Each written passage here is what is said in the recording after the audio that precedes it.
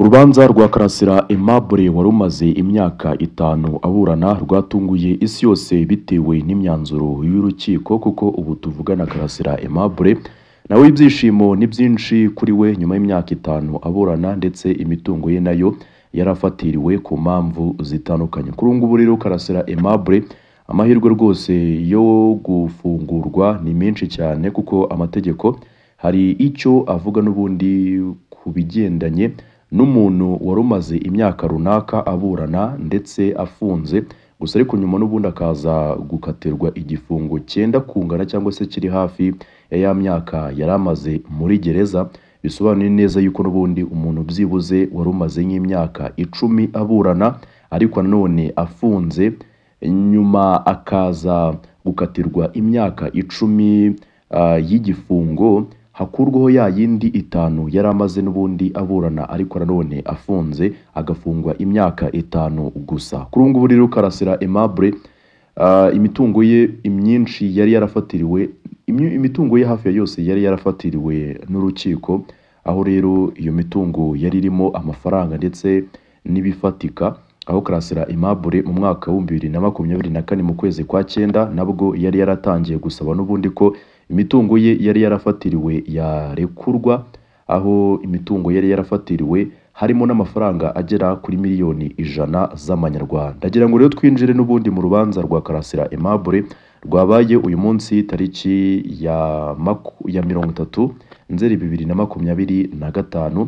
aho rero urubanza n'ubundi rwe rwose rwashimishije n'ubundi abari basanzwe bashyigikira uyu mugabo wigeze no kuvugwaho kugira ibibazo byo mu mutwe gusa ariko ibingibi byaje kumenyekana yuko yari amayeri agamije n'ubundi ifungurwa rye nyuma yuko n'ubundi afunzwe.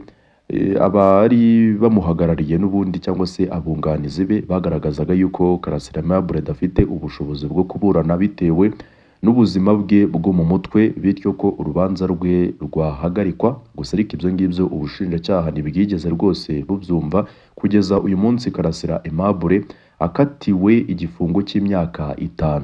Mbibutse yuko n'ubundi urubanza rwa Karasira Aimable narwo rwari rugiye kumara imyaka 5 ariko nta mwanzuro ufatika urukiko n'ubundi rwari rwakemeza kuko iteka ryose yakatirwaga igifungo cy'iminsi 30 y'agateganyo. Nyuma y'iyo minsi 30 y'agateganyo akagaruka kuburana gutyo mu rubanza rwe hagiye hagaragaramo amananiza atandukanye.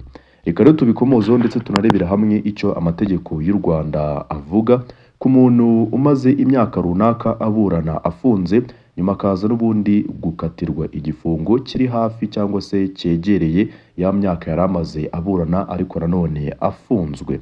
Ikaze rero cyane n'ubundi iyi ni Kivurane 23 TV. Wifuza ko bana natwe no muzindi nkuru zitandukanye biroroshye kuko nukureba handitse subscribe yandikisha n'ubundi ku muryango mugari wacu kugira ngo inkuru n'amakuru byizewe bijye bikugereraho ku gihe. Urugereko n'ubundi rwihariye rushinzwe kuburanisha ibyaha mpuzamahanga n'ibyambukiranya imbibi rufite icyicaro i Nyanza mu ntara y'Amajyepfo y'u Rwanda rwahanishije Aimable Karasira alias Prof Niga igihano n'ubundi cy'igifungo cy'imyaka 5. Urukiko rwanzuye ko ahamwa n'icyaha cyo gukurura amacakubiri, ibindi byaha byose yarezwe abigirwaho umwere. Muri make byaha byose yagiye aregwa kuri ngubu zamaze kumuhanagurwaho aba umwere n'ubundi kuri ibyo byaha yashinjwaga n'ubushinjacyaha.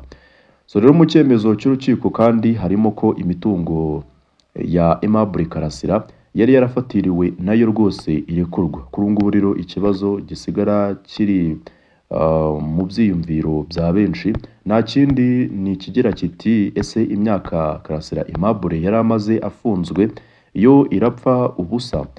Amategeko avuga iki n'ubundi ku muntu umaze imyaka runaka afunzwe nyuma akaza gukatirwa n'urukiko ugasanga akatiwe igifungo kiri hafi ya myaka yaramaze n'ubundi afunzwe urubanza rwe ruri kujya mbere.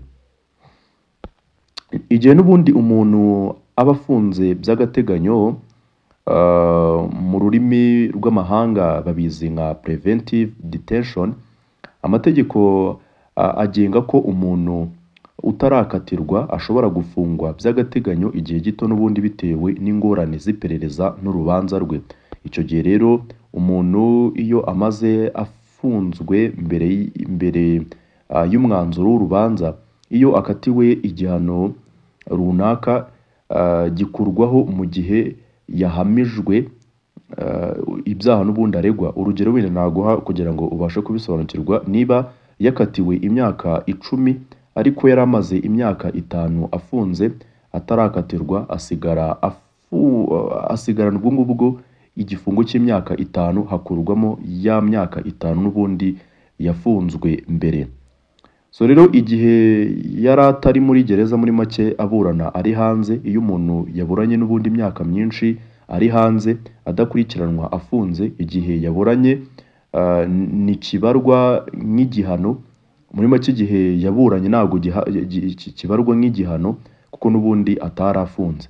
Ariko iyo yahamijwe icyaha, igihano gishyirwa mu bikorwa nk'uko cyagenwe n'urukiko, hatabariwemo iyo myaka n'ubundi yaburanye, kuko aba yaraburanye adafunze. Ibyo ngibyo n'ubundi bikurikizwa ku muntu waburanye afunze, kwa kundi aba yaragiye akatirwa igifungo runaka cy'imyaka runaka cyangwa igifungo runaka cy'iminsi 30 y'agateganyo, nk'uko n'ubundi biteganwa n'itegeko ku muntu uri kuburana ariko urubanza rwe rukaba rurimo amananiza menshi. So rero itegeko ry'imbabazi cyangwa se kugabanyirizwa igihano ushobora kubyumva gutya: nyuma n'ubundi yo guhamwa n'icyaha, umuntu ashobora gusaba ko igihano n'ubundi kigabanywa hashingiwe ku mpamvu zirimo n'igihe kinini yari amaze n'ubundi aburana cyangwa se ukuntu yakurikiranwe. Ariko n'ubundi ibi ngibi biterwa n'urwego rw'ubushinjacyaha cyangwa se Perezida wa Repubulika igihe hatanzwe imbabazi rusange cyangwa se ku giti cye. So rero mu magambo magufi cyangwa se mu magambo make, icyo wamenya nuko iyo umuntu yari amaze byibuze imyaka 5 afunze atarakatirwa, iyo akatiwe icyo gihe cyose n'ubundi yari amaze afunzwe atarakatirwa, gikurwaho mu gihano.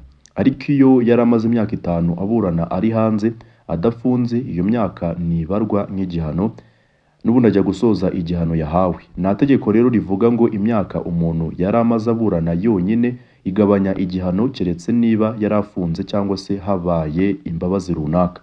Muri make rero Karasira Aimable igihe yari amaze afunzwe, kuko yari amaze imyaka hafi 5 afunzwe, ariko nanone atarakatirwa mu buryo bweruye, icyo gihe rero yari amaze afunzwe uko biteganwa n'itegeko, nuko n'ubundi iyo myaka hafi 5 yari amaze afunzwe igomba gukurwaho. Ngubwo ashobora gusigarana nk'imyaka 2 cyangwa se umwaka umwe, akaba ariyo n'ubundi ajya gusoza. Nyuma y'iyo myaka 2 agasubira mu buzima busanzwe. So rero iyi ni inkuru nziza n'ubundi kuri uyu mugabo Karasira Aimable, kuko ubu tuvugana Karasira Aimable imitungo ye nayo yari yarafatiriwe, kuko ubushinjacyaha bwavugaga yuko n'ubundi iyo mitungo yayikuye mu baterankunga b'ibikorwa ngo bibi yari agamije gukorera mu Rwanda, aho ngo bagiye bamutera inkunga.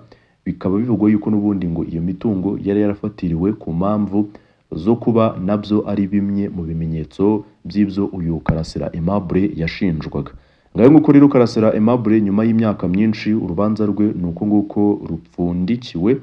Ibintu n'ubundi birambuye ndetse binihariye kuri Karasira Aimable kuri urubanza rwe rwashyizweho ingufuri uyu munsi tariki 30 Nzeri 2025. Turaza kubikurikirana mu nkuru irambuye tukiri kubategurira. Wowe niba ari ubwa mbere warubanye natwe, kora kuri subscribe kugira ngo n'izindi nkuru zizewe kandi ziziri muha zijye zikugereraho ku gihe. Ndagushimira cyane. Ciao ciao.